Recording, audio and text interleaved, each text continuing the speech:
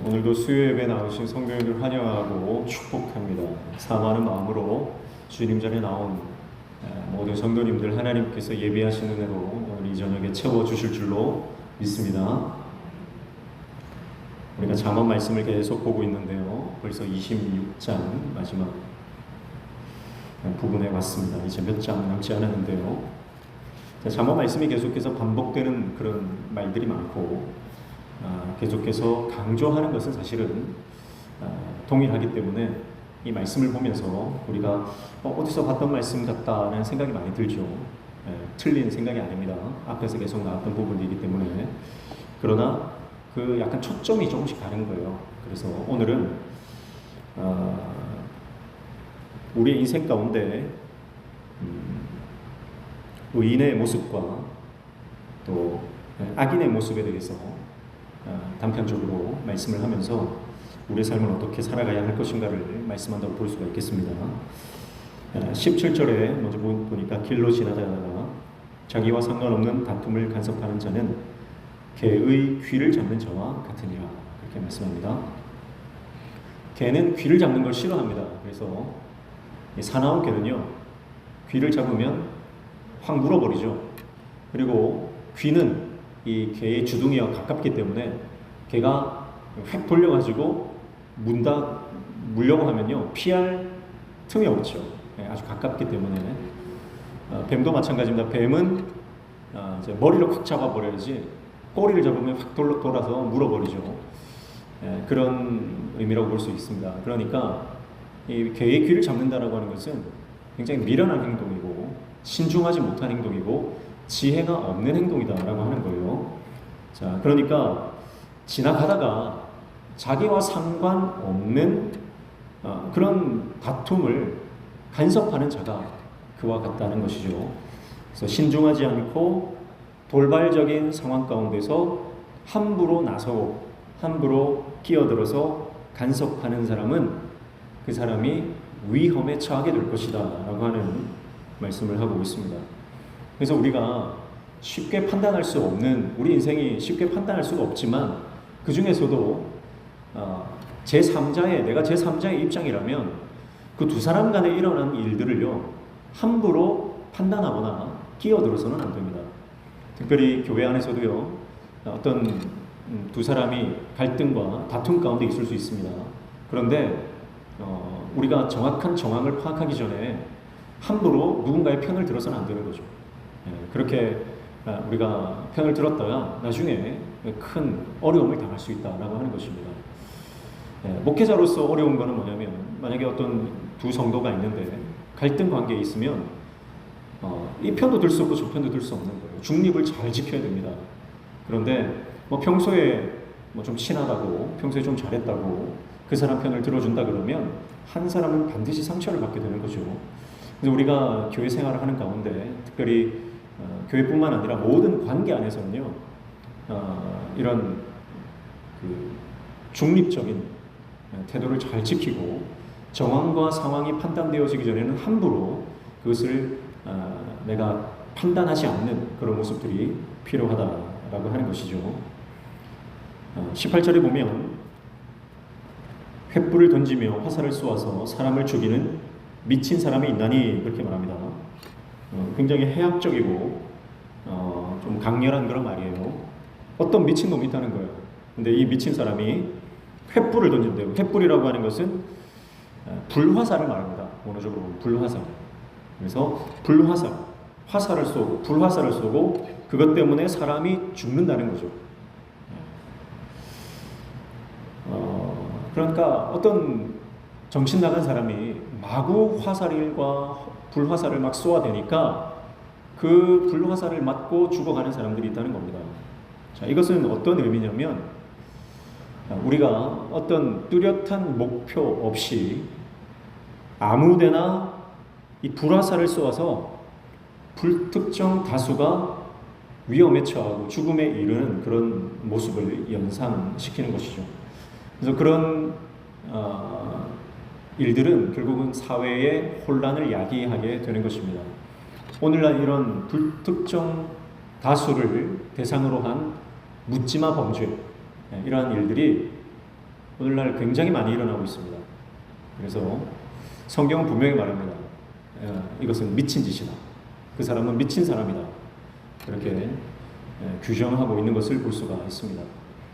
자, 그러면 우리도 그와 같을 수 있어요. 우리도 함부로 내뱉는 말, 그 말이 불화살과 같아서요. 내가 함부로 내뱉는 그 말 때문에 상처 입고 또 깊은 수렁 가운데 빠질 수 있는 그런 일들이 일어날 수 있다는 것을 우리가 자각하고 우리가 함부로 말을 내뱉지 않아야 하는 것이죠. 그러니까 17절과 18절을 연결해서 본다면 우리가 함부로 누군가의 사건과 관계 안에 끼어들어서 함부로 말을 해서는 안 된다는 것입니다. 그러면 그 말들이 누군가에게는 상처가 되고 아픔이 되고 고통이 되어서 그 사람을 심지어는 죽일 수도 있다. 그렇게 말씀하는 거예요. 자, 19절에 보면 자기의 이웃을 속이고 말하기를 내가 희롱하였노라 하는 자도 그러하니라 이렇게 말하죠. 19절에는 한 단계 더 나아가서요. 이웃을 속인 사람이야. 이웃을 자기가 생각 없이 던진 말일 수도 있고요. 아니면 의도적으로 그 사람을 속였을 수도 있습니다. 그런데 속이고 나서 그게 거짓말인 게 드러났어요. 그런데 뭐라고 하는 거예요? 내가 희롱하였노라. 이게 무슨 말이냐면 농담인데 웃자고 한 얘기인데 그 말이에요. 그러니까 함부로 이야기해놓고 별 대수롭지 않은 듯이 뭐 그냥 웃자고 한 얘기 가지고 뭐 죽자고 달려드냐 그렇게 얘기하는 그런 상황이라는 겁니다. 이런 사람은요 결국 무책임하게 누군가를 수렁으로 몰아넣을 수 있는 죽음으로 그 사람을 밀어넣을 수 있는 그런 결과를 알지 못한 채 그런 끔찍한 일을 자행하는 사람들입니다. 그러니까 여러분 우리가 한 말에 책임을 질 수 있어야 됩니다. 그러니까 내가 내뱉는 말에 책임질 수 없으면 침묵해야 됩니다. 함부로 말을 했다가 그 말에 책임질 수가 없어서 에이 그냥 해본 말이야 농담이야 웃자고 한 말이야 라고 한다면 하나님 보실 때 그것은 악한 일이라는 거예요. 여러분 하나님의 나라는요 대부분 믿음의 언어로 채워집니다. 믿음의 언어가 없는 곳은 하나님의 나라가 임하지 않습니다. 오늘 저와 여러분의 인생 가운데 하나님 앞에서 믿음의 언어를 쏟아내고 그리고 내가 한 말에 대해서는 내가 책임질 수 있는 그러한 하나님의 종 되시기를 축복합니다. 그리고 20절에 보니까 나무가 다하면 불이 꺼지고 말쟁이가 없어지면 다툼이 쉬느니라 이렇게 말씀하죠. 나무를 계속 넣어야 불이 타는 겁니다. 재료가 있어야 불이 계속 붙는 것이고요. 그와 같이 말쟁이가 없어지면 다툼이 쉰다, 사라진다는 거죠. 그러니까 이 말쟁이라고 하는 것은 늘 불평과 불만을 쏟아내는 사람을 말합니다. 그러니까 늘 불평하고 늘 원망하는 사람 때문에 교회 안에는 분열과 다툼이 생긴다라고 하는 것이죠. 불평이라고 하는 것이 분쟁의 불씨가 된다라고 말하면서 이 어리석은 자의 말과 행동이 불로서 이렇게 이미지화되고 연관 비유해서 말하고 있는 것을 볼 수가 있고요. 21절에도 마찬가지예요. 21절에 보면 숯불 위에 숯을 더하는 것과 타는 불에 나무를 더하는 것 같이 다툼을 좋아하는 자는 시비를 일으키느니라 그렇게 말씀하죠. 여기서 불이라고 하는 이미지를 가지고 와서 숯불 위에 숯을 더한다. 그러니까 숯불에 목탄을 넣으면 숯이 활활 타오르죠. 그런 이미지고요. 불이 지금 타고 있을 때 나무를 또 집어넣으면 그 불이 더 강렬해지는 것입니다. 그러니까 이것은 불길이 더 이제 강렬해지는 걸 말하죠. 지금 20절에는 이제 불이 타는 나무가 닿으면 불이 꺼진다 그런 이미지로 불이 타는 이미지를 말했다면 21절에는 그 불이 더 강력해지고 확산되고 번지는 그런 상황을 말하는 것입니다. 그래서 다툼을 좋아하는 자가 이렇게 작은 분열도요 큰 분쟁으로 큰 어려움으로 공동체의 와해로 이어질 수 있도록 만드는 사람이 바로 다툼을 좋아하는 자, 불평꾼이라고 하는 것입니다. 그래서 여기서 말하는 특별히 다툼이라고 하는 것은 법정 용어인데요. 법정 용어로서 밥 먹듯이 이 소송을 걸고 사사건건 시시비비를 따지는 그런 사람을 말하는 거예요. 무조건 결판을 봐야 되는 거예요. 네가 잘했나 내가 잘했나, 누가 잘했나 잘못했나, 그렇게 사람을 정죄하고 판단하기를 좋아하는 사람을 말하는 것입니다. 그러니까 여러분, 교회 안에 이렇게 시시비비를 따지는 사람들이 많으면 교회는 하나 될 수가 없어요. 교회 안에는요, 물론 잘하는 것이 있고 못하는 것이 있고 실수를 하고 넘어지기도 하고 여러 가지 우리가 바로 잡아야 될 부분들이 있지만, 그것을 은혜의 원리로 접근해야지 그것을 정죄하는 판단의 원리로 접근해서는 교회가 하나 될 수 없다는 것이죠. 여러분, 오늘 저와 여러분 안에 이렇게 다툼을 일으키는 영이 있습니다. 어떻게 해서든 이것을 인간적인 다툼으로 인해서 내가 이 결판을 내겠다라고 하는 그런 못된 본성이 우리 안에 있어요. 그것을 부추기는 악한 영들이 있죠. 그럼 오늘 저와 여러분 안에 성령께서 충만히 역사하실 때, 여러분, 이 다툼의 불씨가 타오르는 것이 아니라 성령의 불길이 타올라서 그 성령의 불길이 우리 안에 있는 모든 연약함들, 우리 안에 있는 모든 허물들이 태워지는, 소멸되어지는 귀한 은혜가 있을 줄로 믿습니다.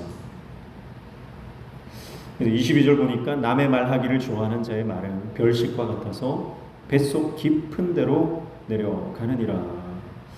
이거는 예전에도 한번 살펴봤지만, 별식과 같다라고 하는 것은 탐욕스럽게 개걸스럽게 먹어치운다는 의미가 그 안에 들어 있습니다.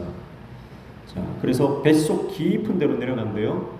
뱃속 깊은 곳이라고 하는 것은 우리 속 깊은 곳에 있는 생각, 나의 내면의 자아, 나의 어떤 판단력, 통찰력, 이해력, 결단력, 이런 모든 것, 그것을 말하는 것입니다.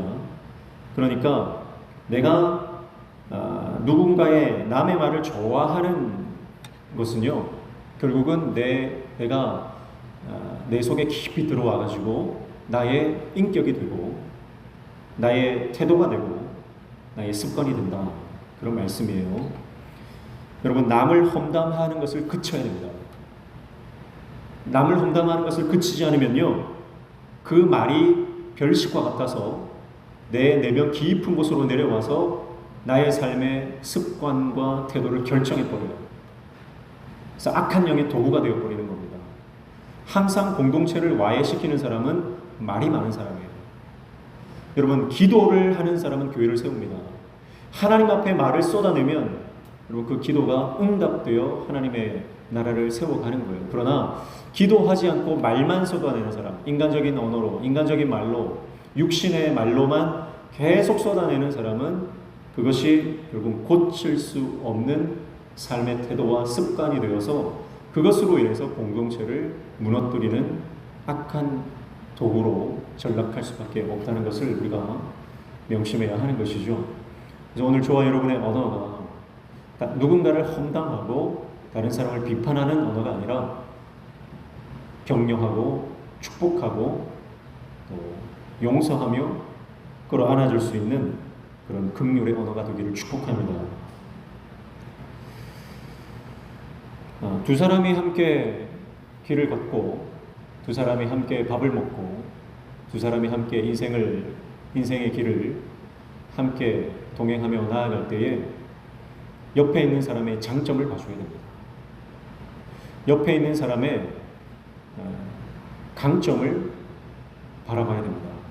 그래서 그 강점과 그 사람의 장점, 그것을 계속해서 언급해주고 그 사람의 강점을 계속 칭찬해주면요, 장점이 더욱더 극대화되고 강점이 더욱더 강해지는 거예요.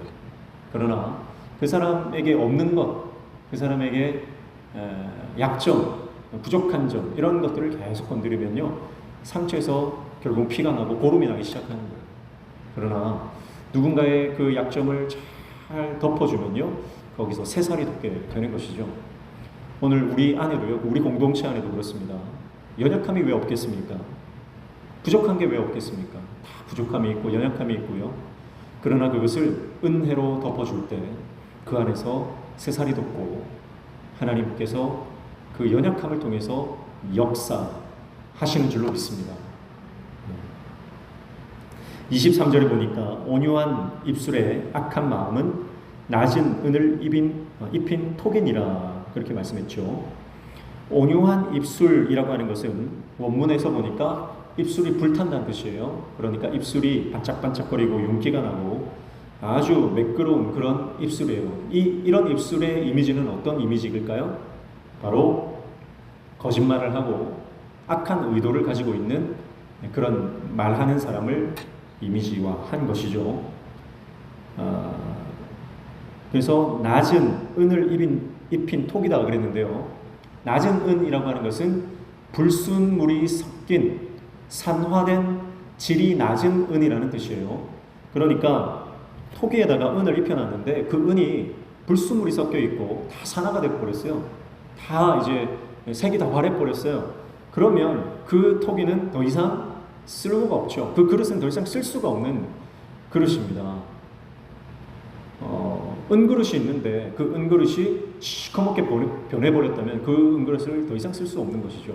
가치가 없다는 거예요. 자, 그러니까 여러분 악한 마음, 내 안에 악한 마음이 있는데 그것을 숨기는 온유한 입술. 겉으로는 그럴듯하고 예뻐 보이지만 그 속에는 악한 마음이 있어요. 그 악한 마음을 숨기는 아주 번들거리는 거짓된 입술은요, 하나님 보실 때는 아무런 가치가 없다 그런 뜻이에요. 자, 그러니까요, 하나님이 보시는 것은 우리 마음의 중심이지 겉모습이 아니라는 뜻입니다. 아무리 겉으로 화려하고 그럴듯해도요, 그 마음에 악한 것이 있다면 하나님이 볼 때는 빵점이에요. 그러나 우리 겉모습이 좀 부족하고 세상적으로 스펙이 좀 떨어진다 하더라도 그 중심이 하나님의 말씀으로 선함으로 충만한다면 하나님께서 보실 때 100점이죠. 오늘 저와 여러분이 외모와 겉으로 드러나는 것에 경건의 모양에 우리가 집중하는 것이 아니라 내 내면, 내 중심, 경건의 능력을 소유한 하나님의 종 되시기를 축복합니다. 24절 보니까 원수는 입술로는 꾸미고 속으로는 속임을 품나니 그렇게 말씀하죠. 자, 원수는 23절과 같은 말씀이죠. 그의 입술을 꾸몄다, 위장했다, 속였다, 거짓말한다 그런 뜻이죠. 속으로는 속임을 품고 있다. 그 속에는요 악한 것이 가득한데 그 내면을 입술로 속인다는 거죠. 여러분 사기꾼들은요 말을 잘합니다. 그래서 그 사람 말을 들으면 내 인생이 술술 풀릴 것 같고 그 사람 말을 들으면 뭔가 대박이 날 것 같아요. 그렇게 완전히 정신을 쏙 빼놓을 만큼 말을 잘하는 거예요. 그러나 그 속에는요 그 사람의 영혼까지 털어먹을 계략으로 가득 차 있는 겁니다. 그래서 여러분 우리가 그 사기를 당하는 사람들을 보면요 다 공부 못하는 사람들이 아니에요. 머리가 나쁜 사람들이 아니에요. 사기 당하는 사람들을 보면요 전부 다 대학 교수, 무슨 학자, 유명한 그런 사람들도요 다 그 사기꾼에 다 넘어가는 게 그 입술에 집중했기 때문이에요. 현상, 눈에 보이는 것, 겉모습 거기에 집중하니까 그 안에 있는 내면, 진실, 본질을 보지 못한다는 거죠. 여러분 오늘 성령께서 우리의 눈을 열어주셔서 본질을 볼 수 있는 통찰력을 허락해 주시기를 축복합니다. 그 본질을 볼 수 있어야 돼요. 근데 눈이 닫혀 있으면 아무리 주위에서 누가 뭐라 해도 보이지가 않거든요. 25절에 보시면 그 말이 좋을지라도 믿지 말 것은 그 마음에 7가지 가증한 것이 있음이니라 그렇게 말씀하죠. 자, 원수의 말이 아무리 좋아도 정말 그 말을 들으면 내가 꿈나라로 갈 것 같은 그런 상황이 펼쳐진다 하더라도 믿지 말라는 거예요. 그 안에 뭐가 있다는 거예요? 7가지 가증한 것이 있다. 그것을 볼 수 있는 믿음의 눈이 필요합니다. 7이라고 하는 것은 완전한 숫자죠. 그러니까 그 속이요 가증한 것으로 가득 차 있다는 거예요.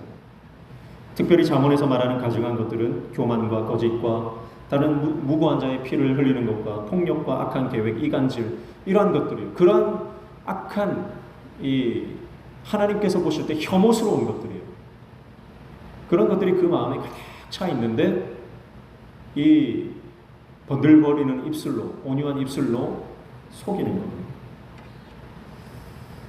그러나 그 말이 아무리 좋을지라도 그 안에 있는 것을 간파할 수 있는 능력을 가지고 속지 말라 이렇게 말씀하고 있습니다.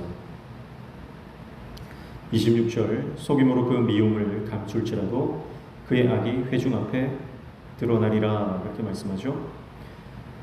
결국 그가 그 안에 있는 악한 미움, 그 사람을 해치고자 하는 악한 계략들, 그것을 감출 수는 있지만 잠깐이라는 거예요. 언젠가는 드러난다는 거죠. 회중 앞에 드러난다. 결국은 하나님 앞에서 판결을 받는다는 뜻이에요. 그래서 결국 드러나는 내면의 악은 반드시 타인을 향한 해악으로 드러나게 되어 있거든요. 그것이 드러나면 늦는 거예요.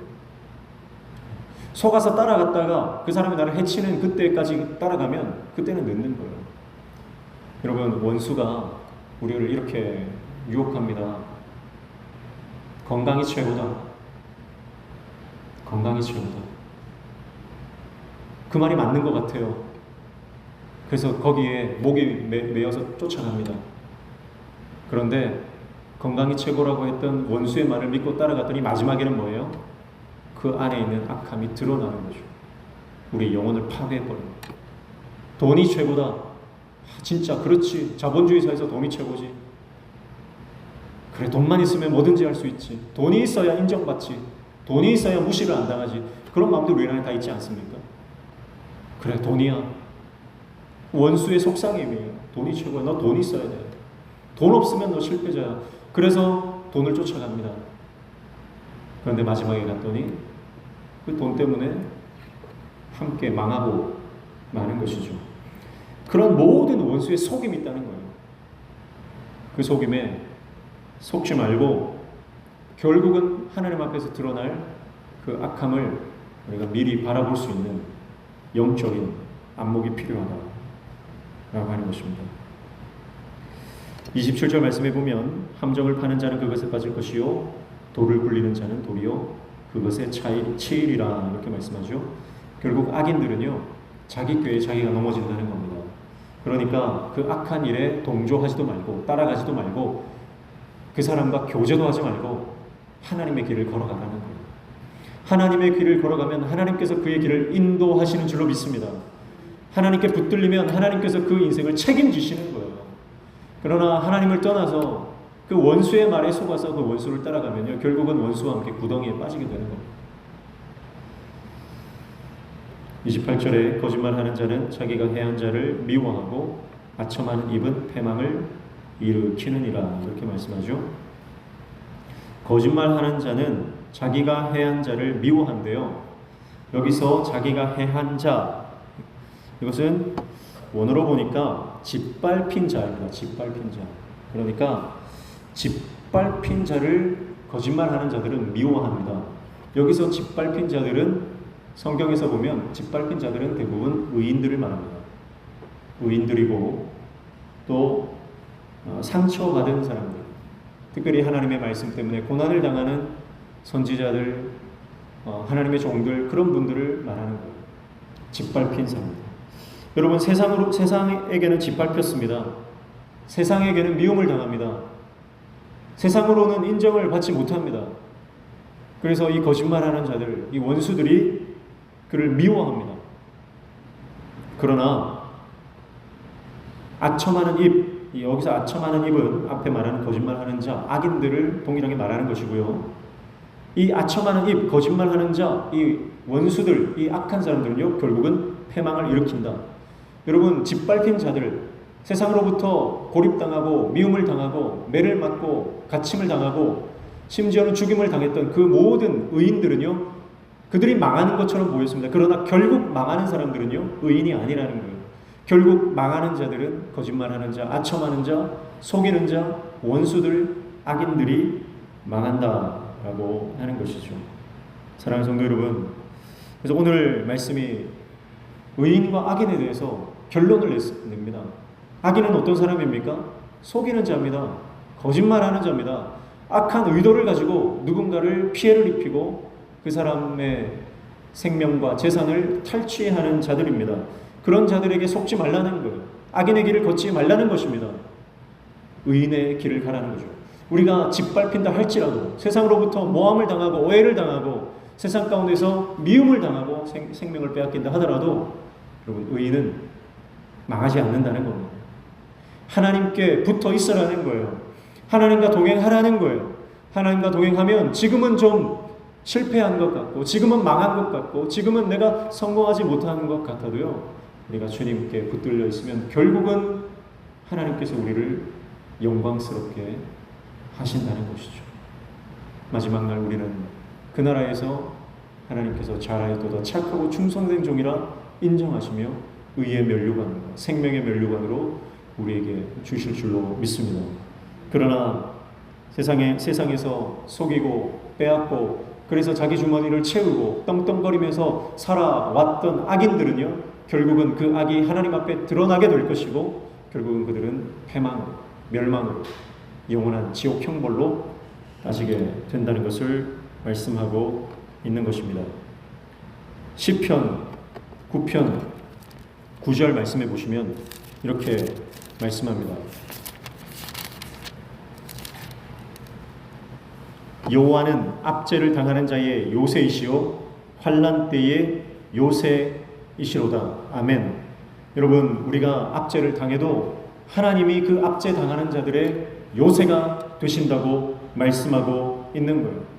여러분, 세상 가운데 우리가 고난을 당합니다. 광야 한복판을 우리가 지나갈 때에 수많은 모래폭풍과 내리쬐는 떼약볕과 견딜 수 없는 고립감과 고통, 그런 원수의 조롱과 핍박 가운데 여러분 우리가 그 한가운데서 몸부림치며 고통할 수도 있습니다. 그러나 그때에도 우리가 그 모든 영적 공격들 앞에서 하나님은 우리를 보호하시고 우리를 지키시고 우리를 견고케 하시고 우리에게 새 힘을 주실 줄로 믿습니다. 세상의 요새가 아닙니다. 하나님이 우리의 요새가 되어 주신다는 거예요. 그래서 여러분, 하나님을 위해서 당하는 고난을 두려워하지 마십시오. 하나님이 그의 보호자가 되어 주시고 그의 요새가 되어 주신다는 것입니다. 또 시편 74편 21절 말씀에 보면 이렇게 말씀하죠. 학대받은 자가 부끄러이 돌아가게 하지 마시고 가난한 자와 궁핍한 자가 주의 이름을 찬송하게 하소서, 그렇게 말씀하죠. 시편 74편의 기자는 하나님 때문에 학대받는 자, 하나님 때문에 고통당하는 자가 하나님께서 부끄럽게 하지 않으신다는 거예요. 그것을 믿음으로 선포하는 것입니다. 하나님 때문에 가난하고 주님의 복음 때문에 궁핍하게 사는 사람들이 결국은 하나님의 이름 때문에 하나님을 찬양하게 되는 날이 오게 될 것이다. 그리고 그들의 고통 가운데서도 그들은 하나님을 찬양하게 될 것이다. 그렇게 말씀하고 있는 것이죠. 오늘 이 고백이 저와 여러분의 고백 되시기를 축복합니다. 아무리 삶이 힘들고 어렵고 인생이 나를 속이는 것 같은 그런 어려움 가운데 있을지라도 여러분, 하나님은 우리의 찬송이 되시는 것입니다. 그래서 어떤 상황에서도 우리는 하나님을 찬송할 수 있습니다. 여러분, 찬송은 뭐예요? 우리가 마음으로 주님을 의지하며 믿으며 그 신앙을 믿음으로 선포하는 거예요. 그래서 여러분, 찬송은요, 그 안에 기쁨이 있고요, 감사가 있고요, 그 안에 확신이 있고요. 찬송은 하나님을 기쁘시게 하는 겁니다. 환난 날에 우리가 주님을 부를 때에 우리가 부르는 그 하나님을 향한 기도와 찬송과 감사가 하나님을 영화롭게 한다고 말씀하고 있지 않습니까?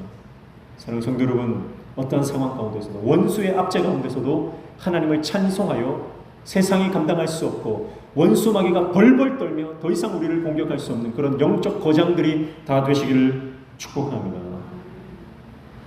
또 고린도후서 4장 8절 이하에 보시면 사도 바울은 이렇게 고백하죠. 고린도후서 4장 8절과 9절 말씀에 이렇게 사도 바울이 고백합니다. 우리가 사방으로 우겨쌈을 당하여도 쌓이지 아니하며 답답한 일을 당하여도 낙심하지 아니하며 박해를 받아도 버림받지 아니하며 거꾸로 뜨림을 당하여도 망하지 아니하고. 아멘. 여러분, 우리는 망하지 않는 인생입니다. 왜냐하면 주님이 우리와 함께 하시기 때문입니다. 하나님이 우리와 함께 하시기 때문에 세상 사람들이 저 인생은 끝이야, 저 인생은 망했어, 저 인생은 이제 별 볼 일 없어, 그렇게 말한다고 할지라도 하나님 안에서 우리는 부활을 경험하게 될 것이고 예수 그리스도의 십자가의 능력을 경험하게 될 것이고 그 능력이 세상을 변화시키고 우리 가정을 변화시키고 우리 교회를 변화시키고 내 삶을 역전시키시는 하나님의 역사를 보게 될 것입니다. 그래서 10절에 보니까 우리가 항상 예수의 죽음을 몸에 짊어심은 예수의 생명이 또한 우리 몸에 나타나게 하려 함이라. 여러분, 우리가 지금은 죽임당한 것 같은 상황 가운데 있을지라도 우리가 그 십자가를 붙들 때에 예수의 생명이 우리를 통해서 흘러 넘치는 역사가 일어나게 될 줄로 믿습니다. 그래서 그 예수의 생명이 여러분 내 옆에 있는 성도를 살리고 형제를 살리고 가족을 살리고 불신자를 살리게 되는 줄로 믿습니다. 그것이 우리의 사명이고요. 그것이 우리가 하나님을 따라 갈 수밖에 없는 이유가 되는 것이죠.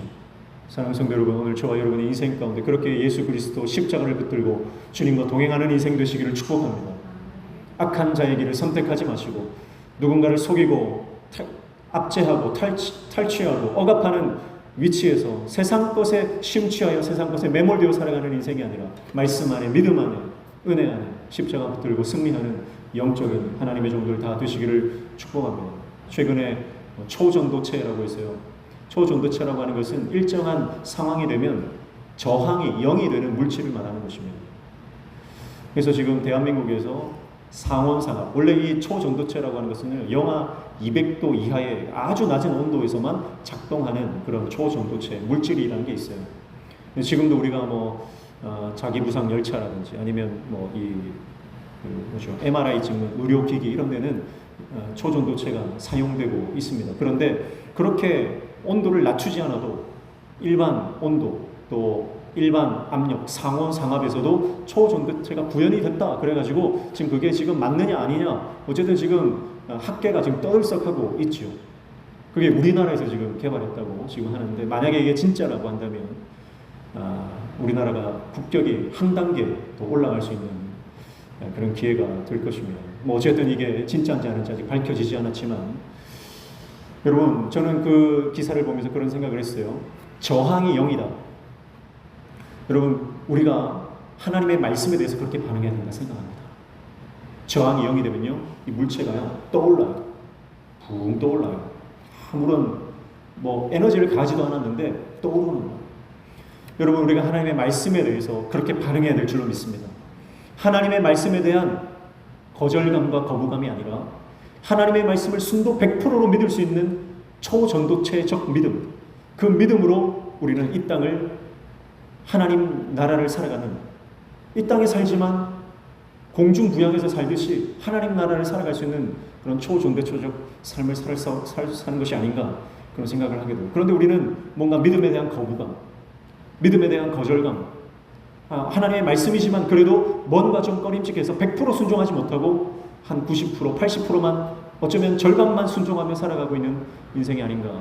그러나 여러분, 우리가 그 하나님 말씀에 우리 인생을 던져버리면 100%의 믿음으로 우리가 나아간다면 여러분, 우리 인생 가운데 하나님과 내 관계 안에 저항이 0이 되는 그런 놀라운 영적인 역사가 일어나게 될 줄로 믿습니다. 오늘 저와 여러분의 인생이 그렇게 하나님께서 영광스럽게, 신비롭게, 아름답게 들어쓰시는 하나님의 종들 다 되시기를 주님의 이름으로 축복합니다. 찬양하겠습니다. 438장입니다. 438장.